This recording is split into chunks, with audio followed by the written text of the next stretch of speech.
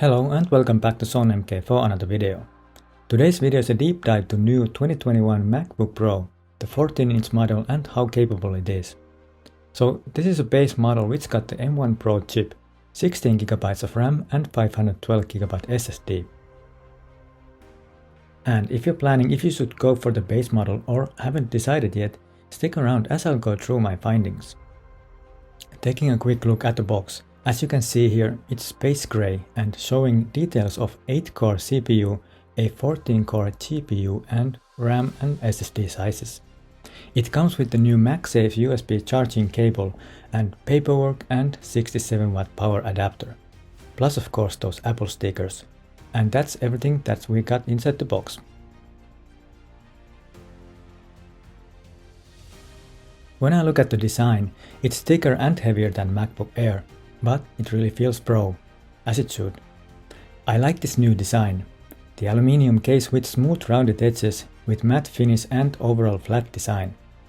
On the top we've got the new Apple logo and this is a little bit bigger than it's been before. And if we flip it over, there's the new MacBook Pro text engraved onto the bottom, which adds a nice touch. And it replaces basically the MacBook Pro text that we'd normally see below the screen. And in the corners are small feet that raise it up a bit to give more room for back and side vents for better ventilation. Overall, I do like the 2021 design of MacBook Pro. There are ports on both sides, which should be obvious, but this is something that Apple has been away for the last few years of MacBook Pros that haven't had these ports. Instead, you had to have adapters for SD card reader and HDMI. On the right side there's a full-size HDMI port and one of the Thunderbolt 4 ports, and a full-size half-depth SD card slot. Then on the left side we've got the magnetic MagSafe charging port. This is easier, quicker and safer to charge. The cable just clicks into place and once it's charging there's a LED on the top that lights up. When disconnecting it, you'll notice the magnets are quite strong. If you'll pull the cables like this, you'll probably just pull your MacBook. It needs a lot more lateral strength to take it off, but when there's any angle on it, it snaps out much easier. So to remove it, I just press down or pull up the cable and it will easily disconnect. And if you can quickly hit that thumbs up button, it really helps the channel out, so thank you so much for doing that. And consider subscribing if you haven't already done so. Then you have two Thunderbolt 4 ports and a 3.5mm headphone jack, which now detects and automatically adjusts for high impedance headphones. If that's something that you use, it will provide better sound quality via those compatible headphones. Now, the display looks amazing when you see it first time. It's 16:10 mini LED liquid retina XDR display supporting ProMotion, adaptive refresh rate up to 120Hz. And when watching HDR content, peak brightness is up to 1600 nits, which looks incredible. And really, first thing you'll notice is just how bright and vibrant the screen looks. And combining that with the really thin bezels, it's been awesome to do work with this. Editing photos and 4K videos, and everything looks so great. ProMotion comes to Mac for the first time, and it looks great and smooth, but it seems that not all apps support it yet. Developers will need to optimize their apps for this new frame rate.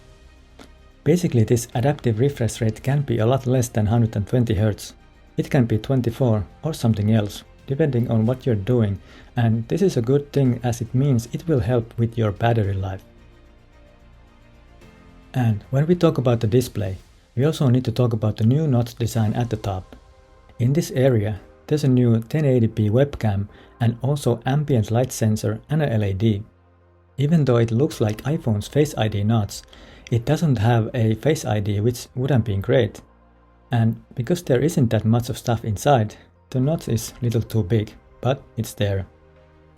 In everyday use, you don't really pay attention to notch.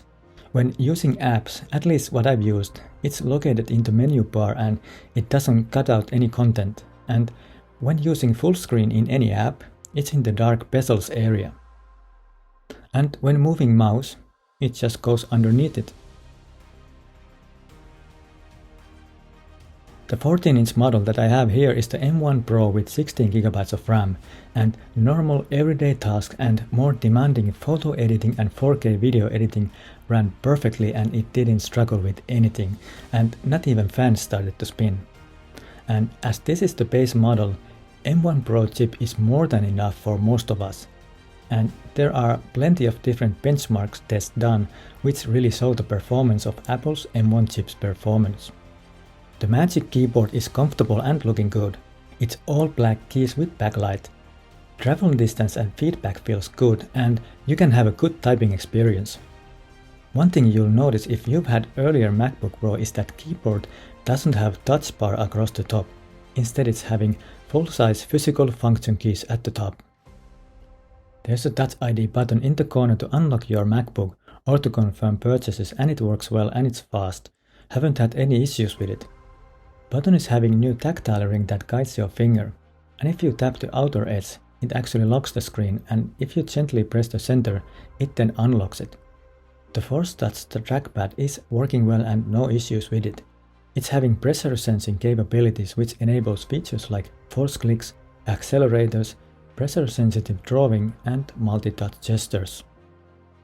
But one thing I have noticed about the black keys in keyboard that it does collect fingerprints and some skin oil, showing quite clearly when using its own keyboard instead of external keyboard, like this Logitech MX keys that doesn't collect any fingerprints and it looks always clean. For the audio, MacBook Pro has a 6-speaker setup and using advanced algorithms. MacBook Pro supports spatial audio when playing music or video with Dolby Atmos. 6-speaker system consists of 2 tweeters and 4 force-cancelling woofers. And Apple says its new MacBook Pro models feature the best audio system in a notebook. And I have to admit, it really sounds great. I didn't expect it to sound so good. When it comes to recording audio or clear audio in video calls, MacBook Pro is having studio quality microphones as Apple describes. There is a 3 microphone array with enhanced signal-to-noise ratio. I've been using this on battery and it will easily last me an entire day without charging. This base 14-inch model is having 70 Wh battery, and Apple claims this model can last up to 17 hours when watching movies and up to 11 hours when browsing.